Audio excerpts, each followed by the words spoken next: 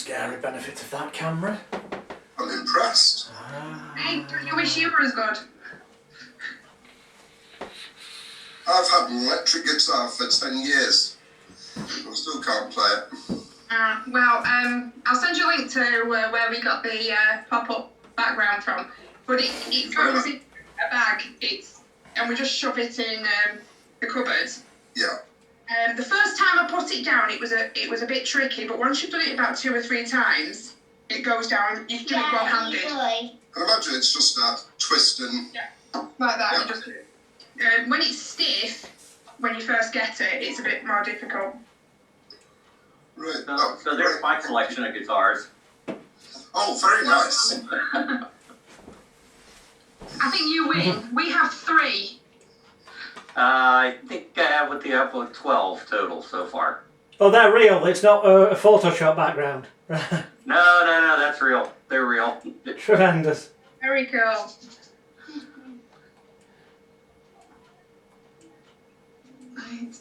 They all miss me. I don't play them enough. Nah. It's a shame. Oh, I'll get back to it again.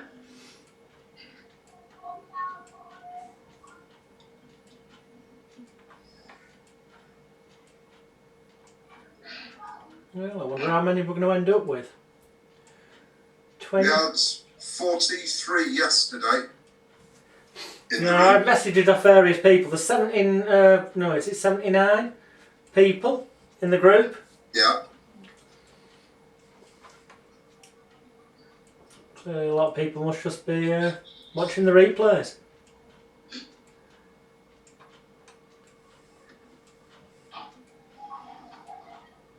Uh, 5 more minutes till start time.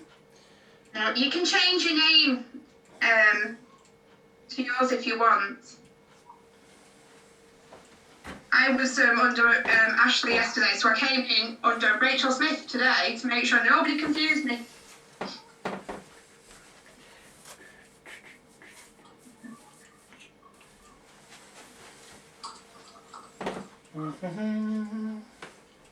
Hello, everybody. Hello. Oh, I need to. What an idiot! I need to. I will. Well, that's not what I need to press. Come on, Alex. You did it yesterday. You must know where it is. What are you looking for? Don't worry. Spotlight. I will find it. Nobody tell Yeah, me. don't help him. He needs to learn. I did it yesterday. I pinned.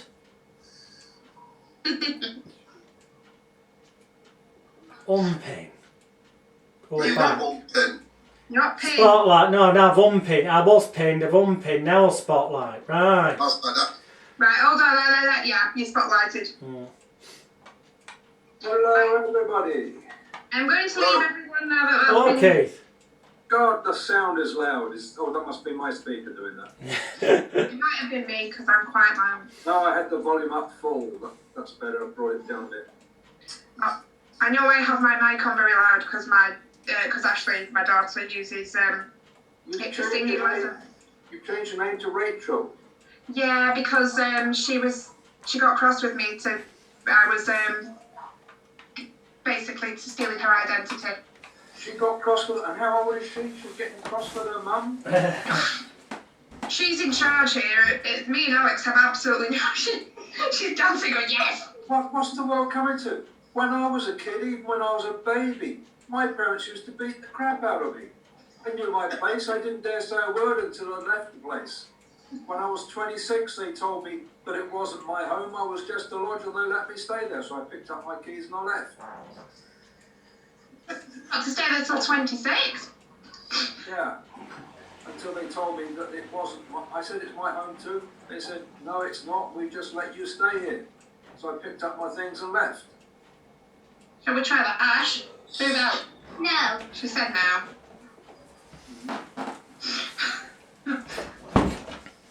Okay. Where are we? How old? She's 10. The problem is we can't tell her to go out and get a job because she already has one. she? What job's that? She's an actress. Is she? Yeah, she does TV and theatre and. Yeah. Can't you get her some catalogues from a estate agent or something? You know, give her the idea of home ownership. She said when she's older, she's going to buy a big house, but she's going to force me to live with her because she wants to make me look after her children. Yeah. She's a little. Oh, when she's older, I'm thinking she's a little young for children now. Yeah.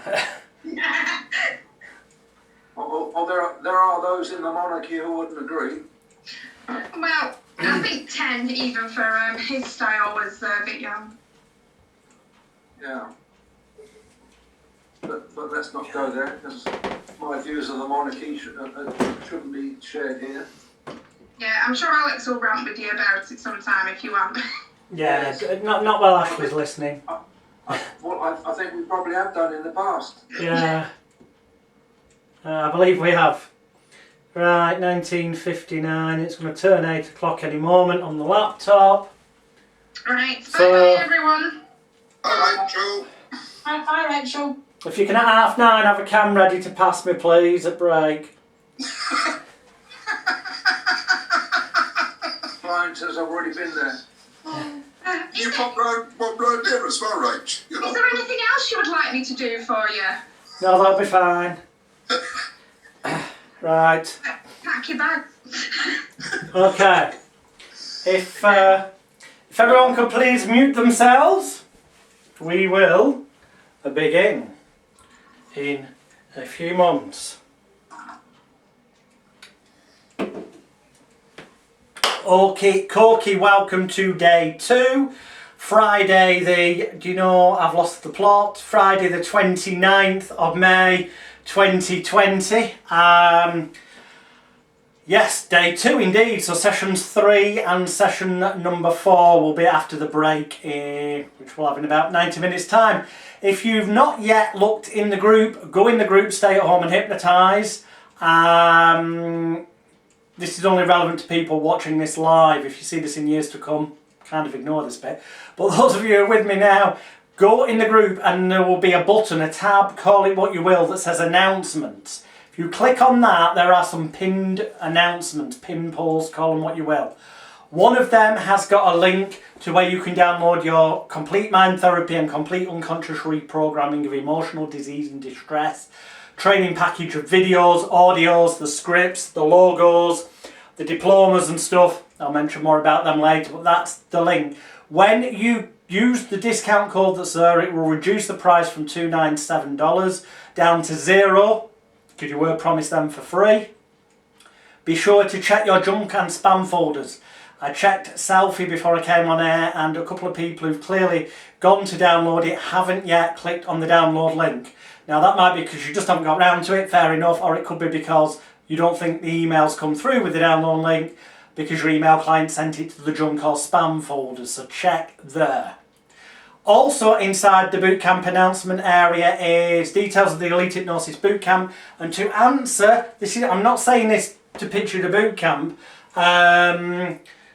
although genuinely you only have until midnight on Wednesday to be able to get in the bootcamp for a single one-off payment of £197 sterling, which when it normally sells for $5,000, and anyone who's in the bootcamp can tell you that the stuff in there's no one else in the world that offers a more comprehensive training area. But please do yourself a favour, save money. A, by joining the bootcamp before midnight next week, but B, don't, if you're on my mailing list and you're on this, yes, you will still be getting emails today, tomorrow, the day after, because you're on the mailing list. Don't buy anything, okay? If you're going to consider getting the bootcamp, don't buy anything off the emails you're getting. If you're on my mailing list, you're getting them automatically. But one or two of you have bought stuff overnight, especially the audio hypnotherapy resale rights package, which comes with like 43 ready recorded tracks with resale rights, and some of them have ready-made websites and all that kind of stuff. And at least 2 of you have bought that overnight. I'm not going to refund you because you've already got a massive discount on it, as you know, otherwise you wouldn't have bought it. But the thing is, Don't buy anything else. If you were thinking of buying anything else, you'd just make more sense to join the boot camp, because then you get everything I've ever released over the past 30 years that if you bought it individually would cost you over $10,000 for just 197 quid until midnight on Wednesday. Right, that's not sales blurb, it's just telling you, don't waste your money. You're better off in the boot camp than buying things individually. Thirdly, bonus. It was not advertised, it was not mentioned yesterday, it's not mentioned on the sales copy that you bought your ticket from. I have today put in the announcement section of the group a link, again with a discount code that's valid until a couple of days after we've done this call, so sooner you download the better, for my fast track hypnotherapy, NLP and mind therapy course. That consists of just over 2 hours of video, some audio, several manuals, but more importantly what it's got in it. You know, yesterday I mentioned I started learning, I started doing this after listening to 3 90-minute audio cassettes and reading a 67-page manual. Well, I have put the original APHP training course manual and the fast track guides and the questionnaires and all the stuff that I originally got back in 1989 and now own the rights on are in that package.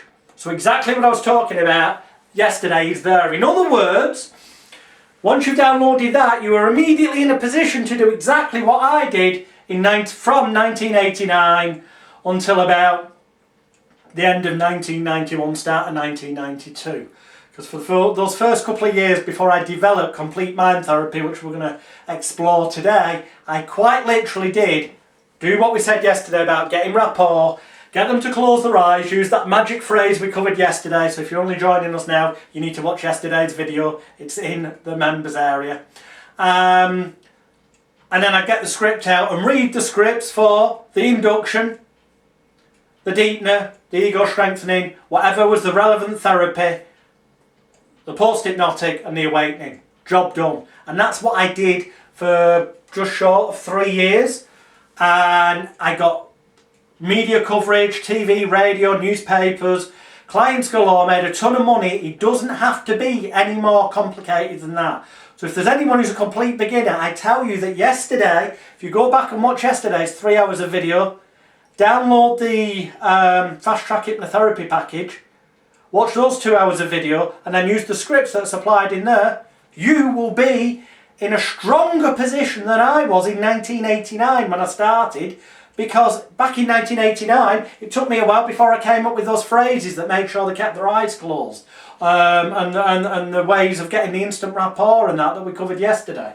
So that's my gift to you, another $150 gift that I've thrown into the members area. I hope you're not too upset that I'm giving you more than I promised to actually supply. Okay, I have got some notes today, bullet points, because I got to the end of yesterday and I realised, you know what? They're going to think I purposely set up all these nested stories that I said I wasn't doing. Because I got downstairs and I was having a drink and I remembered, oh yeah, I started telling the story about how you've got to, you know, ramp up the pain and all that, and how a guy had approached me at a seminar. And then I can't remember, and I've quickly gone through the video of yesterday, and I can't remember ending that story. So some of you might have been left hanging. Honestly, I didn't do it on purpose.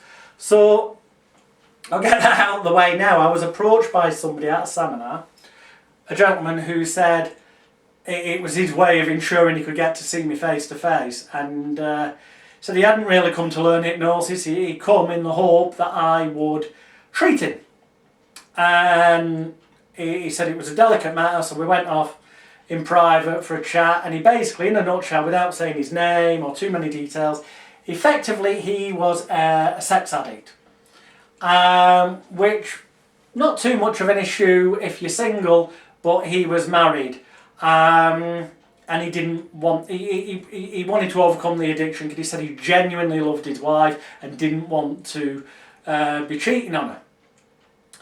Now, I asked him what he'd done in the past. He went through a whole myriad of things, and ultimately the word try kept coming up. And as we covered yesterday, when you try to do something, well, it's like Yoda says, do or do not, there is no try. Try is a negative suggestion. It entertains the possibility of failure, and thus failure is more likely to happen. And that is what had been happening to him. I'm not going to go into full details of what I did, but what I ultimately did, and I didn't really use any long-winded formal trance induction with him. I just got him to close his eyes, take a few nice deep breaths in through his nose, and then out through his mouth. In through his nose, and then out through your mouth. And I started to tell him that with his eyes tightly closed at all times, unless I say otherwise, just so long as he keeps his eyes tightly closed, just so long as you use your powers of intelligence, imagination and concentration effectively, then you will find that the work we do together over the next few minutes will prove to be 1,000,000% successful for you from this moment forward. Nod your head if you understand. Consent, compliance, hypnotic therapeutic contract, call it what you will, we covered that yesterday, refer back to that. Once he'd nodded his head, I said, I want you to imagine now in your mind's eye, let me tell you straight away, this isn't complete mind therapy, this is just the basic principles that we spoke about yesterday, pain and pleasure, visual imagery. I said, I want you to imagine in your mind's eye the last person that you had sex with who wasn't your wife. And I've got to tell you that before I was doing this, I'd asked him a few questions, got some information, which the information is what I then fed back to him in a minute as per this example. I want you to notice how good that feels, how the majority of you was really enjoying that. There was just that little voice of your conscience saying, I wish I could stop from doing this. But if we're really honest, you really were overtaken by the feelings that overwhelmed you to push you towards doing that and really enjoying it right now in that memory in your mind. Because I wanted him to get state-dependent memory, learning and behaviour we spoke about yesterday. I wanted him to be in the state of mind that he will be in when he's enjoying it, because it's that which makes it, when he's not in that state, practically impossible for him himself to undo the anchors, the connections and all those things that are what stopped him from stopping doing it. So by getting him to visualise, yeah, and now when I click my fingers, in a few moments it's going to be another partner you had a great night of real hot sex with. 1, 2, 3. Did this a few times, so we're getting the state-dependent memory, learning, behaviour state heightened, as it were. And then I said, totally unexpectedly, so it's arguably what they were calling NLP a pattern interrupt. I said this time, and I snapped my fingers on the count of 3. All of the images of all those different sexual encounters that you've just visualised, along with all the other hot partners you've had in the past that you then regretted afterwards because you really do love your wife, will kind of rush through your mind all at once. But when they do, the very moment, the very second they start running through your mind, you realise that it's that very second when you orgasm, that moment of heightened pleasure with people who are not your wife.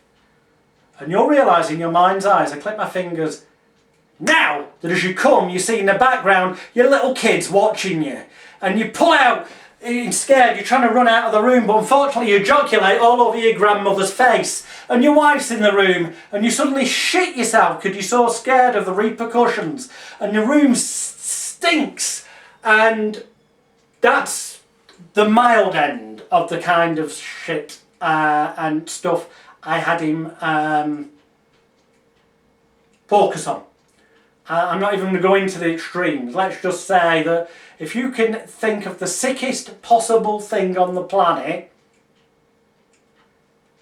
I suggested to him that in his mind's eye, at that moment of orgasm with someone who was not his wife, if it was in a context, and this is a key phrase here to make it ethical and moral, if it was in a context where part of him genuinely and sincerely wanted to be faithful to his wife, thus that it's leaving the opportunity that if in the future he was to decide to split with his wife, or she split with him, that he would be physically capable of getting it up with other women when there wasn't that conflict thing there, because obviously you've got to think about, you know, potential issues there. But ultimately I put into his head something that was so sickening that even the thought afterwards, when I'd gone through an apparent awakening process, the 1 to 10 bit, telling him then, okay, now your eyes are open, how do you feel? Oh, I can still remember, that was disgusting. But close your eyes and imagine now, think about the last person you had sex with. And he just quickly opened his eyes and he was like, no, I feel like I want to be physically sick. I said, excellent. You're sorted, you're cured. And I've not heard from him in a couple of years, in fairness, but I did hear from him pretty much every couple of months for the best part of a year. And it was always a case of, wow, I'm amazed at what you did for me. And I always replied with what is blatantly true, really, that I did absolutely fuck all except give you something truly disgusting, emotionally gut-wrenching, and truly painful to break that state-dependent memory, learning and behaviour, to make it so painful that you wouldn't go back to it, so that all pleasure you could ever seek was over here with your wife as you wanted. I hope that makes sense, because that's genuinely all I did, and it took all of less than 10 minutes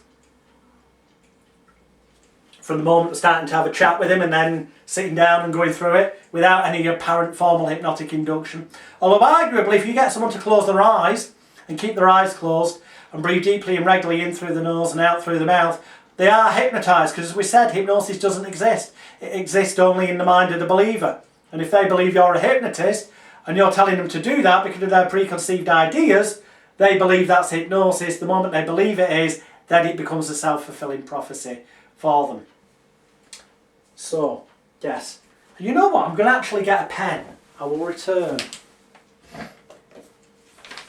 I'm going to get a pen because that way today I won't leave you thinking that was purposely doing nested loops and magic stories and stuff. I will tick things off the list as we go along. So I'm going to tell you a few stories now in this section before the break. Before the end of today, we are going to cover the complete mind therapy structure. If we've got time, we'll cover cured, but if not, we'll do that tomorrow. Tomorrow we'll be doing hypnotic inductions and suggestibility tests. And Sunday we'll be doing the guaranteed to work every time tricks for entertainment or marketing purposes plus marketing. So yeah, we're on track. But as I said yesterday, absolutely everything, every single word I'm going to speak to you is for a reason, and there is a lesson in it. So firstly, a couple of stories that I openly admit I've borrowed, or NLP will call it, modelled from Richard Bandler. These are stories about Milton Erickson. Well, Bandler and Milton Erickson. Just as a slight side segue, if you've ever heard the name Milton Erickson, Ericksonian hypnosis, conversational hypnosis, he gets held up by a lot of hypnotherapy trainers as being some kind of god.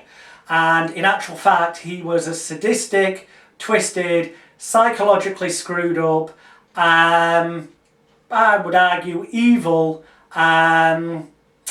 perverted cunt. And the evidence of that isn't my opinion, it's in his own words, where he admits in some of his own publications that most people overlook, journals that he wrote, about taking psychiatric patients who are in a catatonic state and leaning them so their heads at a kind of an angle against a wall so they're in a stress position and leaving them all day. And there's descriptions of, you know, encouraging clients who are female to come in shorter and shorter dresses all the time. If for some reason you would like to actually learn the truth about Milton Erickson, it is in the boot camp in a set called The Biology of Hypnosis. But be prepared to discover that Erickson isn't even 1% of the so-called god he gets held up to be. In actual fact, he was a crap hypnotist, but he was a good publicist. Anyway, I digress. But it's important to know because don't believe the shit out there about, you must know about Ericksonian hypnosis. Let me tell you, if you were to do Ericksonian hypnosis the way Erickson did, you'd be out of business in next to no time in this day and age, because he'd take fucking hours sometimes, and he wrote that up as being wonderful skill that he had to have a conversation with somebody, and sometimes it could take hours, but they'd end up hypnotised without their knowledge. Oh, for fuck's sake, Milton, just go up to them, grab them by the hand and go, sleep, you bastard! Knock them out and just give them amnesiac suggestions at the end so that they don't bloody remember. And no, it isn't as simple as just telling them that they'll no longer, when they wake up they won't remember what's been said. That's bullshit. It looks like that happens in stage hypnosis shows. It's cobblers, they do remember. To make them truly forget, you've got to use leverage of some kind of emotional trauma or fear or pain to kind of splinter off part of their mind so that they repress the memory of what's just been going on into almost a different filing cabinet, a different hard drive of the personal netop computer. It's the same kind of thing they did in MK Ultra to create multiple personality disorders, dissociative identity disorders in people. That is how you create amnesia in people. Make it so that they don't want to remember because it would be too bloody painful to. I do elaborate on that a hell of a lot more in the boot camp if you want to go down those routes. I think I've said enough for now because it's not really that necessary for most hypnotherapy clients or for complete mind therapy. But I just want you to be aware that what most therapy trainers tell you is and isn't possible. They're talking through the fucking arseholes, most of them. Right. However, there were some good things that came out of Erickson. Not many, but there were some. So let's start with, I don't know what the guy was called, so we'll just call the guy, pick a name, Michael. There's a guy called Michael in the psychiatric unit, and he's complaining that he is the devil. And he's been locked up, he's telling everyone he's the devil, that he's the god of evil, all manner of nonsense. None of the group psychiatric works worked, none of the one-to-one psychiatric works worked. Erickson, Bandler, not sure exactly which of them it was, but it's Bandler I heard relate this tale. One day, went, spoke to him, tried some conventional techniques that were supposed to be quite effective, and they didn't work. Bloke was still swearing that he was the devil incarnate. So that night, let's say it was Erickson, left the psychiatric hospital and he went to see a friend of his who was a nightclub DJ. And he hired off him a couple of massive bloody bass bin speakers, some other big speakers, and then he went to another mate of his who had a lift company, and he got generators, a whole bunch of equipment so that he could show up back at night time at the psychiatric unit with this stuff loaded up so he could get up to outside the wall of what was roughly, the 4th or 5th floor where Michael was, and he could position the speakers up against the wall. And during the night, with the speakers positioned against the wall so that Michael in his room would hear anything, but because it was against the wall, it would kind of, the room itself would act as a speaker and it would vibrate and give that echoey sort of sensation. He went on the microphone and he went, Michael? Except Michael would have heard something like, Michael!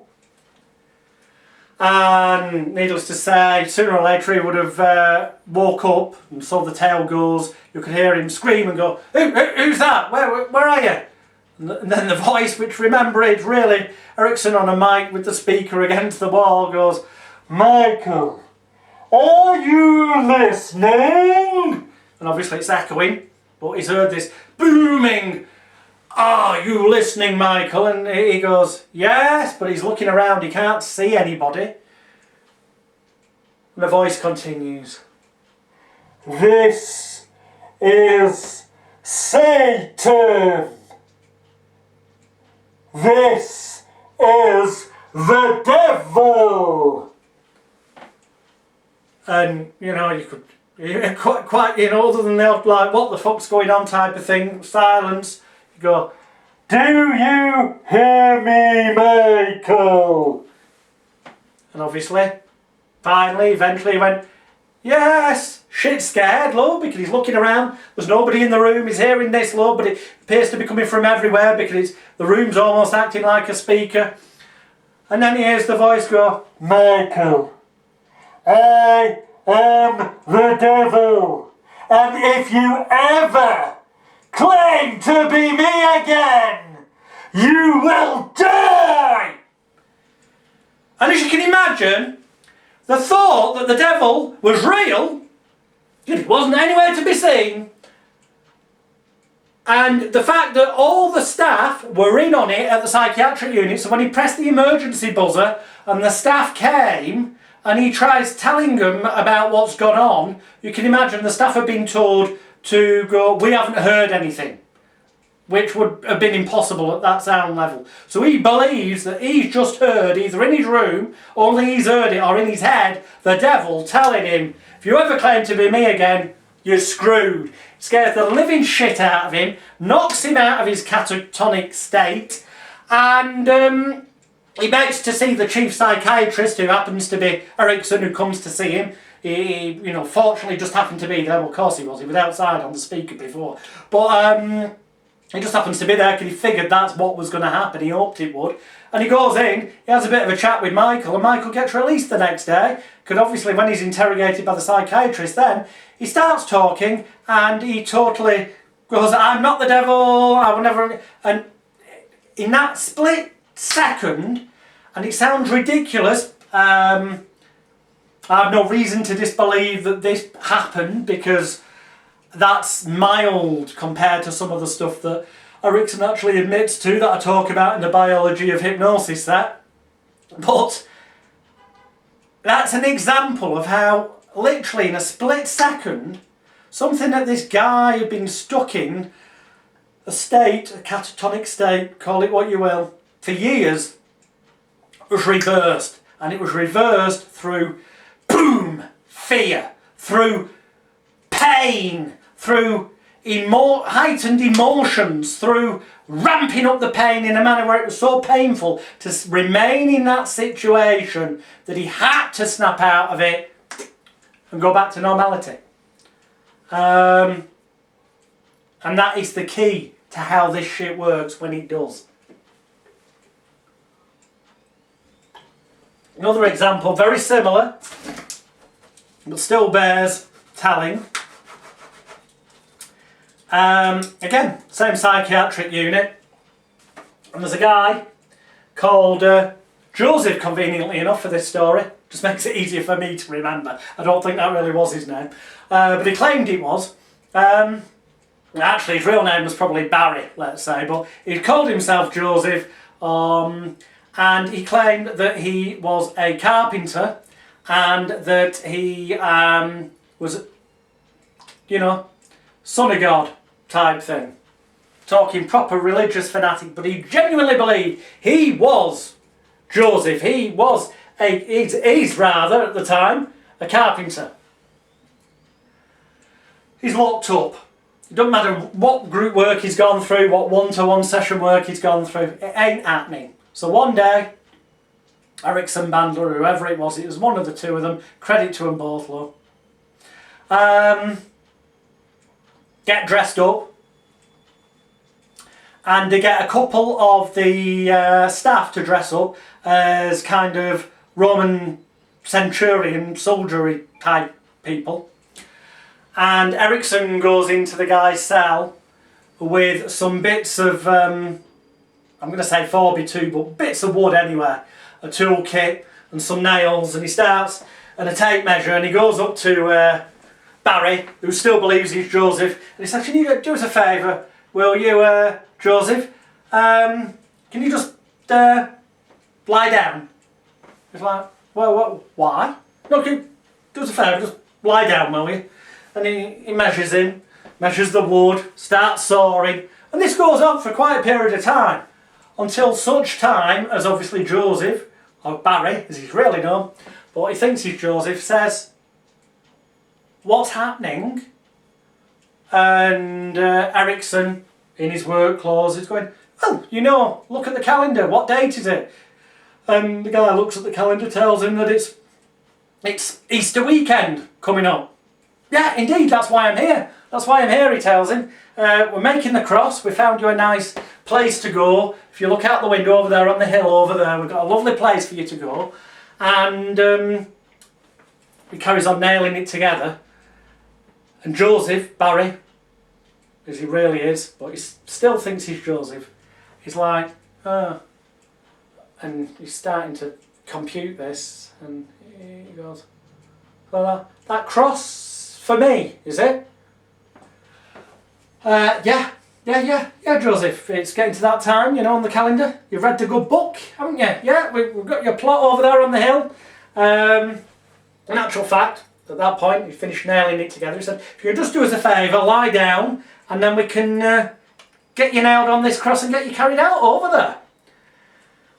This is the point where, as the tale goes, Joseph, or Barry as he was fast returning to becoming, was shitting himself in fear and pressed the emergency button in his cell. Well, the two staff members are there on standby in the Roman centurion costumes, Roman soldier costumes. They come in. As you can imagine, Barry, aka Joseph, but he's getting much more closer to being Barry now, shits himself even more. What the fuck's going on? I thought I was in a psychiatric unit. Why are the two... He's starting to think about things very differently now. And they grab hold of him and sort of take him towards the cross. So he's really thinking he's about to be nailed to this. And he starts screaming then, put me down! I'm not called Joseph! My name's Barry Cranshaw. I live at 97 Withenshaw Drive, Birmingham. My wife and family haven't seen me. And he starts reeling off his life story, stuff that he's never admitted to while he's been in the psychiatric unit. And he basically, Barry is back. Joseph's gone, Barry's back, because, and he was released very shortly afterwards, because partly an element of state-dependent memory learning and behaviour, or whatever psychoses or fantasy he had, was played upon, but then it was pushed to a point of fear, extreme fear, emotional pain, ramped up, that the only apparent way to escape is to no longer be Joseph. It's to be what you were running away from. Barry, who, you know, kind of had a nervous breakdown because he lost his job, was made redundant, felt like a failure, whatever.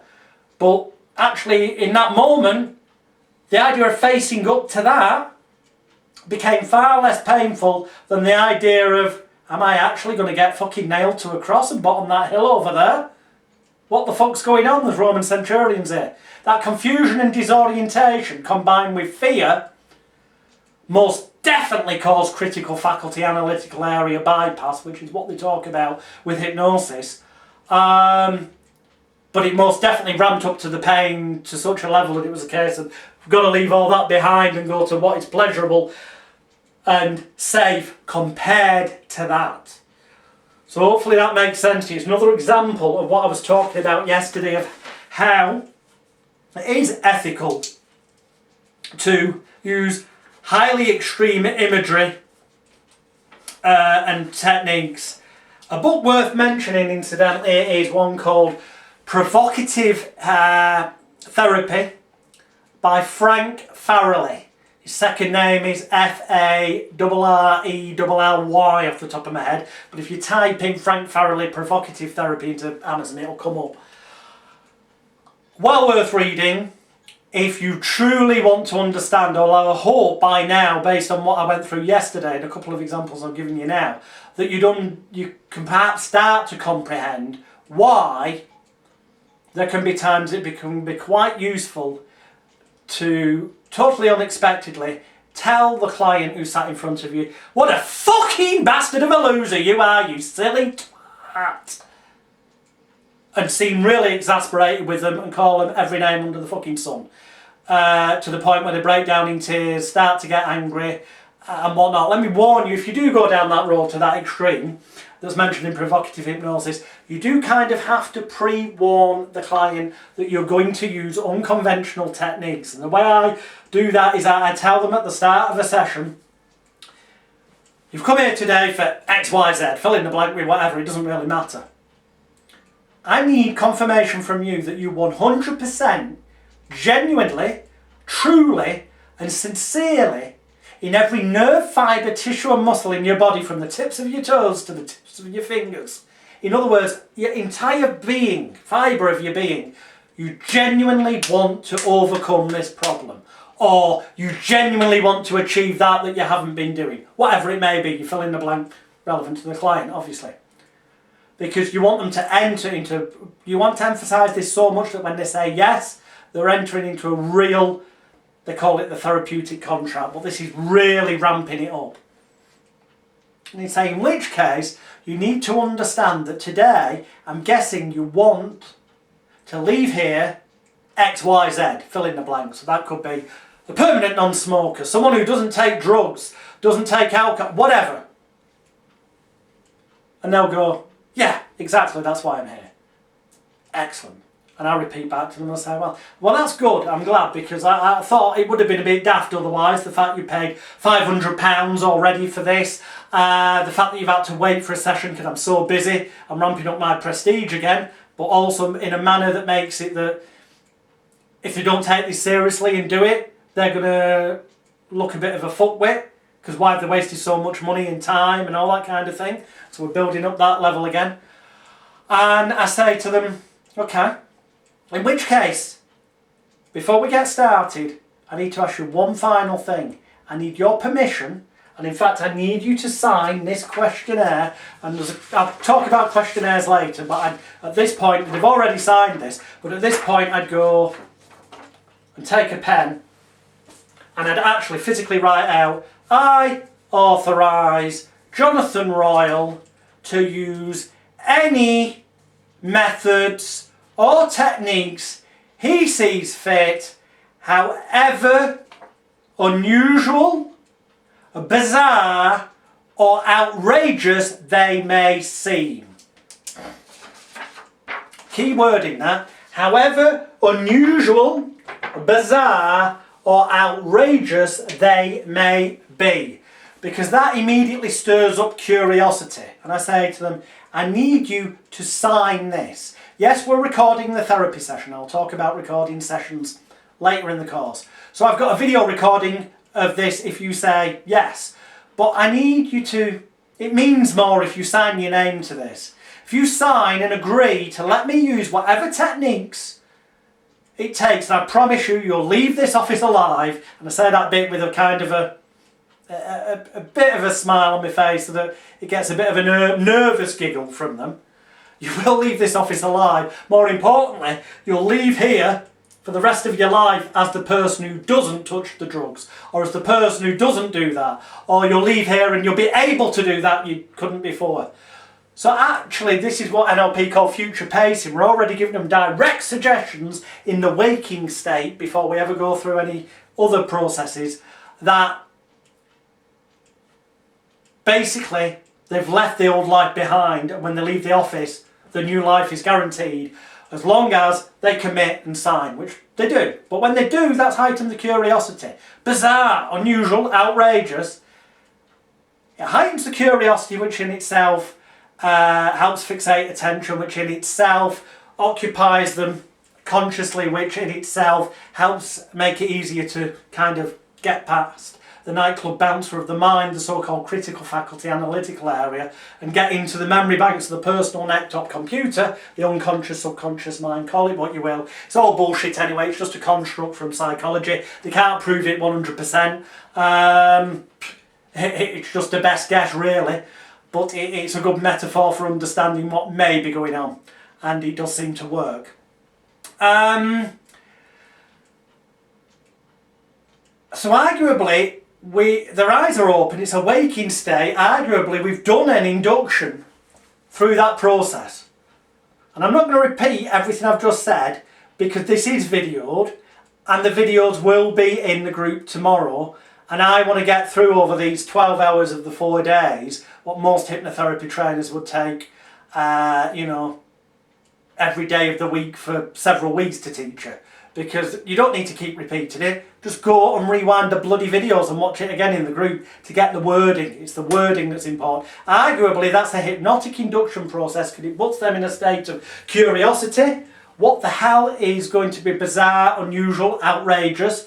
A slight element of fear creeps in so much as, what is it? But it's fear that's managed in the sense of you're the perceived authority figure, you've got the certificates on the wall, they've seen the social proof on your websites and your advertising that you're good at what you do and you get people results.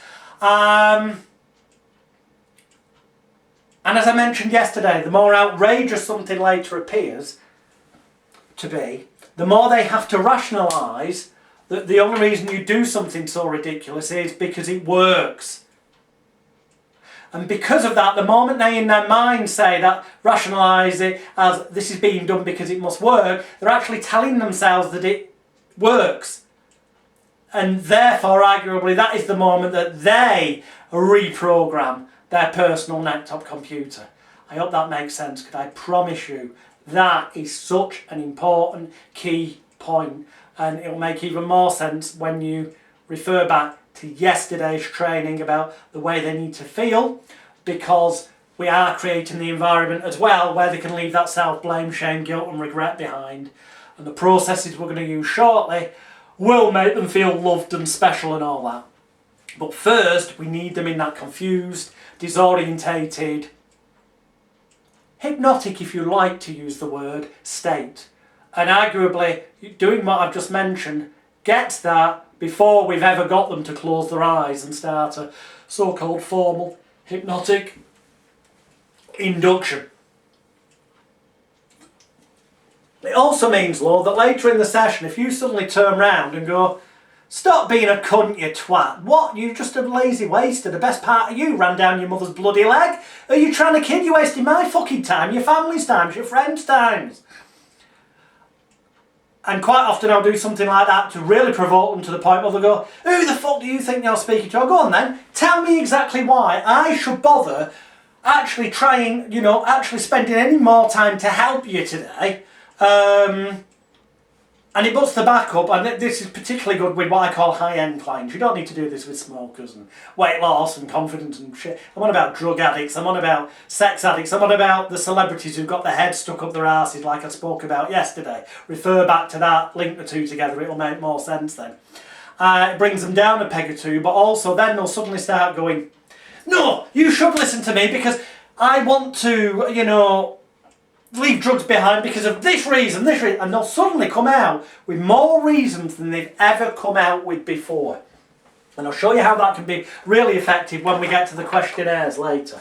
Because what they allegedly wrote down on the questionnaires being the full detailed answers never is. And if you get the backs up in the kind of manner I've just mentioned, they'll come out with easily another half a dozen, a dozen or 20 more reasons that are really good reasons why they're going to leave that old behaviour pattern behind. And it'll be stuff that they didn't think about when they did the questionnaire. And they'll realise that as they're doing it. And that in itself, arguably, will, in a waking state, be a moment of catharsis, as it is called in hypnosis sometimes, or therapy generally, where they will come to an internal realisation that actually this is closer to the truth, what they're saying now, than what perhaps they put on the questionnaire. As I say, relate that with yesterday's stuff and it'll start to, all these bits will link together like a jigsaw. So,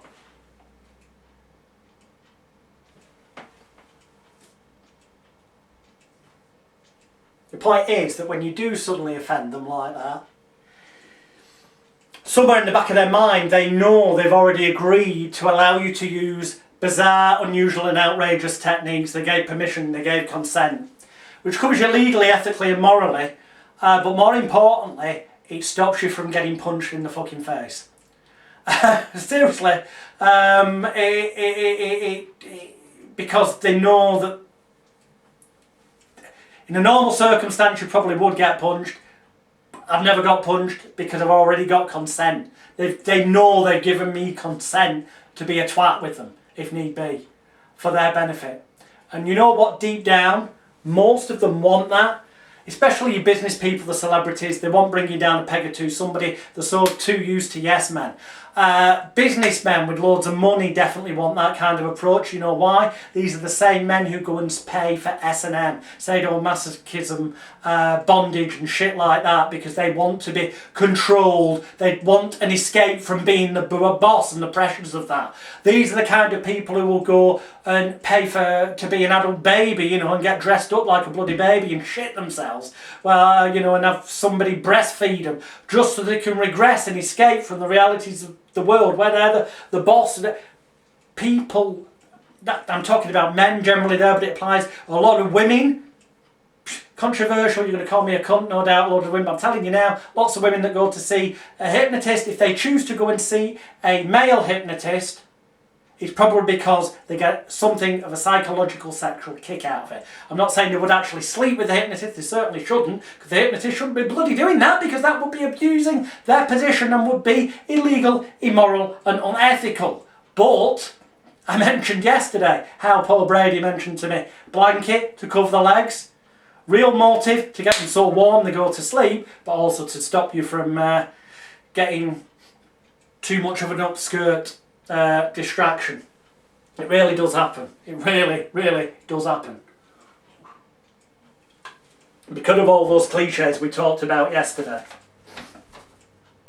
So,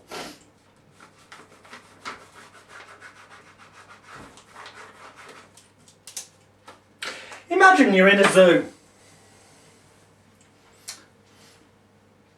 And you're walking around and you happen to stop at the gorilla cage. And you know it's the gorilla cage. You can't see any gorillas at the minute, but it says gorilla cage on the thing, and there's pictures of them and the details like they do in zoos, where they come from, what they do, and there's the obligatory signs up, don't put your hands through the fence and all that, they're dangerous, and all this, all the warnings are there. And then you see a couple of gorillas come out and they get a bit close to the fence, but you naturally tell your kids, whoa, back off, don't put your hand through. And you naturally have a sense of caution. A nice word for fear. But then you see the zookeeper walks up and says, it's alright if you want. Just, you can put your hands through the fence, whatever, you can ignore that sign. They're not dangerous, you know. And now you get a bit confused and disorientated because, well, why is the bloody signs up saying they're dangerous then? But the zookeeper, who surely should know that he's the zookeeper, we've seen him on the local news programme, in the local newspapers, he's definitely the zookeeper, he's telling us it's fine. And this conflict goes on. But the signs are there for a reason. Logic, yeah, but they're big, they're dangerous, I've seen it on TV. But no, but the expert here is saying it's alright. And you end up kind of in that fight, flight, freeze state of what the fuck's going on. I'm describing things that are probably split-second thought processes, okay? And the zookeeper realises that you're kind of going through that thought process. He said, no, come here, let me tell you something. See that gorilla over there? That's actually Dave. Normally works in the accounts department. You see, what it is, our gorillas, they're away being treated at specialist vets. So today, so we wouldn't disappoint the customers, a guy from accounts is dressed up in that gorilla costume and another one in that gorilla costume. You know, but you're not convinced because they look bloody damn good, this. So the zookeeper goes, John, go on, show him. And suddenly he just lifts up this fake gorilla head, gives you a wing, puts it down. And in that split second, any fear or any mental imagery that had been conjured up that was telling you, don't go near the cage, it's dangerous. Just immediately in that second, gone. Because you've seen. Now it shouldn't rationally necessarily go immediately, because what about the other gorilla? You didn't see under the head, but your brain's rationalised it and said, well, if John from accounts is okay, it must be because he knows that that's actually not a gorilla, it's someone else in a costume. And that tiny little piece of information you weren't aware of before can change your entire perception and your entire physiological, emotional and psychological reaction to what you think you're seeing. That will become hopefully more relevant very shortly. Well, no, right now in fact, because when I talk about taming the ape, okay, metaphorically there you have just tamed the ape because it wasn't an ape, and once you knew that piece of information, the whole scenarios and bits that were linked to it that your brain had conjured up, fear, disappear and are gone, have collapsed because of one new piece of information. So it can be with someone who's got a long-term phobia, habit, addiction, fear, whatever. Giving them one tiny piece of information, or more relevantly, allowing them to conjure up one tiny piece of information for themselves that puts a different perspective, NLP will call it reframing, but a different perspective, a different view, a different total belief system within them in a split second about everything that before caused negative connotations. By one tiny little bit of information, it can cause all those triggers to actually have the directly opposite effect of helping motivate them to continue to be the way that they've now become once they've stepped foot in your office. And that is the core of what is going on in the structure of a complete mind therapy session or a psychological therapy session per se, when there is something going on more than just an important seeming ritualistic process, placebo trigger and all the stuff we talked about yesterday. So, APET, that's ape and the letter T, which stands for, mentally in my mind, ape and then the letter T is tamed, so you're taming the ape. Or it can stand for A and then PET, a pet. This next section of the training is a bit shit, a bit scatological. It's about poo, it's about excrement, it's about shite, dung, call it whatever you want, manure, whatever. It's shit. So, but it's true. It's true shit. In some regards, it's heavy shit, man. But seriously, APET, ape tamed, or it's a pet. Apes do a lot of shits. In fact, they tend to throw it in zoos at the glass and stuff and stick the fingers up the bums. It's like they're doing it on purpose. It's the moment you're trying to take a picture with your kids, isn't it? They come up to the window and go, look, I can stick my finger up my arse. I'm a big monkey, alright? Don't know why, but they do. They do. Got nothing to do with the seminar, that. It's just, they do. And pets, when they're young, okay, shit all over the place. They have to become house trained.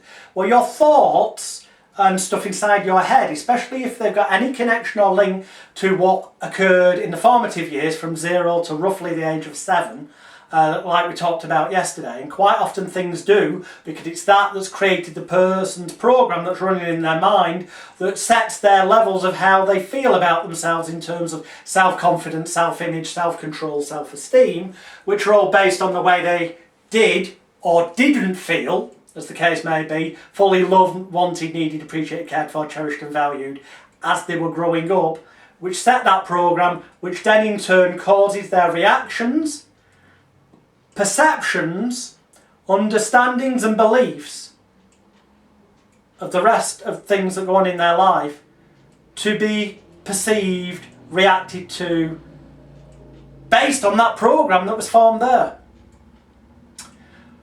Which is why yesterday I talked heavily about we need to build up their self-confidence, self-esteem, self-image, self-control. We need to build up their feelings of self-worth and self-love.